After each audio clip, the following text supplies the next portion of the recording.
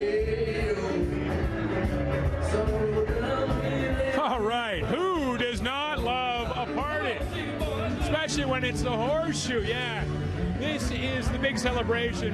One of the ones that actually been going on, of course, the Horseshoe, the legendary Horseshoe, is turning 70 this year. That's how long they've been presenting live music here.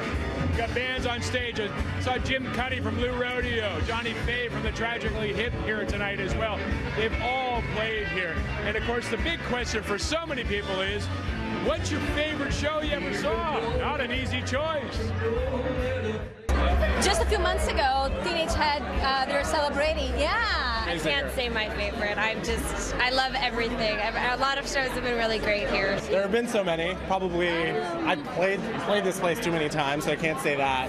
His band, the now defunct Whale Tooth. And of course, the ageless Teenage Head. Their concert in the 70s, legendary. The Stones, what do we say? They played the shoe, as it is affectionately known. It has hosted so many bands in its 7 decades, so a celebration for the celebrated venue, maybe in order for tonight. Happy birthday to the Horseshoe. Happy birthday to you. It's the bands that are booked here. Whoever was doing the booking, whether it was myself or the people who came before me or Craig Lasky after me, they've just always been committed to booking the best music they can find. Jeff Cohen has been one of the owners of the Horseshoe for 2 decades, but booked acts and drank there before it. The Starr family opened the bar and own the building now. Jack Starr brought us the stompin' Tom Connors era in the 60s. Well, drink the loot we borrowed and recuperate tomorrow, 'cause everything is wonderful tonight. We had a good fight. Now, Jack is long gone, but his daughter Natalie says with so many historic venues closing, she says they feel it is important to keep the music tradition alive. For us, because music was always a part of the history of the building, we've kept it as a music venue.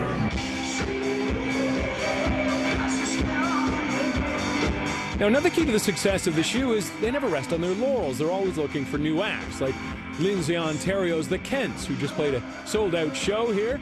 And, of course, the band loves it. As a newer band coming in here, what does it feel like to come and play up on that stage? Kind of the first time it's a bit intimidating, just with all the history that's been there. And then, you see a ton of my favorite acts have played the stage. So, like, how am I playing the stage at the level I'm at?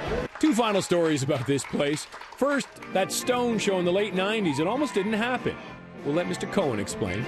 What happened was that the tour manager from the Stones kept calling my associate Craig Lasky in a heavy British accent saying, "Hi, I'm calling from the Rolling Stones." And Craig went, yeah, I know they're practicing here. Yeah, don't bother me." And he hung up on them. Second and last story. This one's a goodie.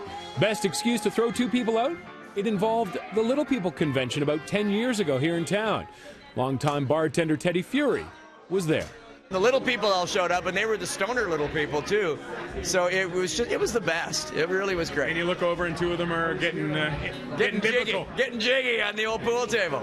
And you had to ask them to leave. Yeah. Yeah, you had to ask them to leave. Little faux pas, little mea culpa on my part. Jim Cuddy was supposed to be here tonight. He had some prior engagements, so couldn't make it. But that was Devin Cuddy. That was his son playing there just a few minutes ago. And they have had some great celebrations going on throughout this year. And as you heard from the landlords, the family that owns this place isn't going anywhere, which is nice to see in this city. A live music venue that will carry on the tradition, a great tradition here at the Horseshoe.